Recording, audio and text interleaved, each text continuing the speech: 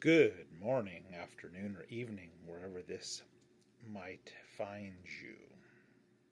Today, we are going to take a look at Genesis, and this is Genesis through the lens of Ernest Holmes and Science of Mind. Today, I wanted to start with an opening prayer. Our opening prayer is, let us take a deep breath and turn inward. There is one life, one power, one infinite intelligence, expressing as all creation. It is the source of all love, wisdom, and truth. That life is God, and that life is my life now. As we open our hearts and minds today, may we receive what we need to awaken more fully to the truth of who we are.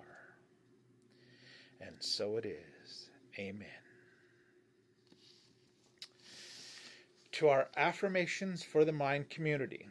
Today, we are going to take a deeper look at a very familiar story. One that many of us may have heard countless times. And that is the story of Adam and Eve in the Garden of Eden. But I invite you to lay aside any ideas of sin, shame, or punishment that may have been wrapped around this tale in the past. Today, we're going to see it through a new lens, through the metaphysical teachings of Ernest Holmes and Science of Mind. Let's begin in the garden. Adam, the first human, is placed in paradise, a garden of beauty, harmony, and divine perfection. In metaphysical terms, this garden represents the original mind, a pure state of consciousness, aligned with spirit. Adam is not just a man. He is the symbol of you and me.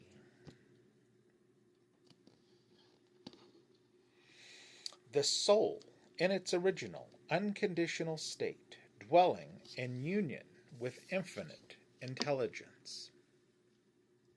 He is given dominion, not control over others, but creative power. As Ernest Holmes teaches, we are surrounded by a creative mind that responds to our thoughts. Adam's dominion is the power of consciousness, the ability to name, to know, and to shape his experience. But something is missing. Adam is alone. And God says, it is not good. What a powerful spiritual truth. We are made for relationship, not just romantic partnership, but connection, reflection, and community. In the Science of Mind, we know that the spirit is one, but it delights in expressing through the many. We find God in each other. We find our wholeness in connection. Then comes the moment that changes everything. The serpent, the tree, the fruit. The story calls this the fall, but I'd like to offer you a different word, awakening. The tree of knowledge of good and evil represents the birth of duality. In the moment, consciousness begins to see itself as separate from the whole. Adam and Eve eat the fruit, and suddenly they are aware not just of their bodies, but of their nakedness, their vulnerability, their individuality. They feel fear, they feel shame, and they hide. Sound familiar? This is the human condition. This is the moment we all go through on our spiritual journey. The moment we forget our divine origin and begin to see ourselves as small, separate, unworthy. Small and separate and unworthy. But here's the good news. God does not leave them. God does not curse them. God clothes them, covers their shame, and sets them on a path of discovery, of growth, and of returning to the truth. You see, in the science of mind, we don't believe in a fall from grace. We believe in a journey back to consciousness, union with God. Holmes writes, "The spirit within you is God, and you are that spirit. But you have to know it. The story of Genesis is not about disobedience. It is about the soul's unfolding. It is about the power of choice, because love and truth must be chosen freely to be real." So what can we take from this sacred story today? First, that the garden is not lost. It is within us. Every time we turn our thoughts towards truth, love, and unity, we return to Eden. Second, that our choices matter.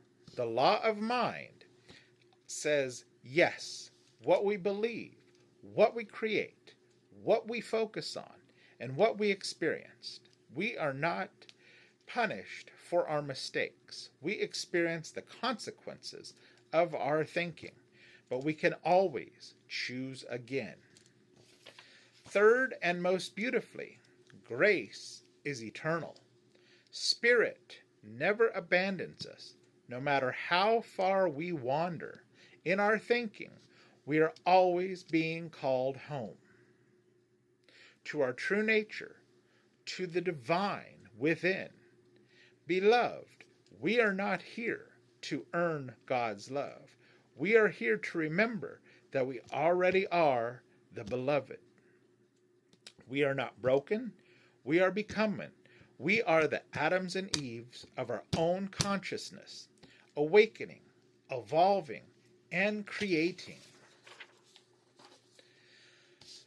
Let us choose today to reclaim the garden, not as a place in the past, but as a state of mind, here and now. Let us live in alignment with love, with power, with truth.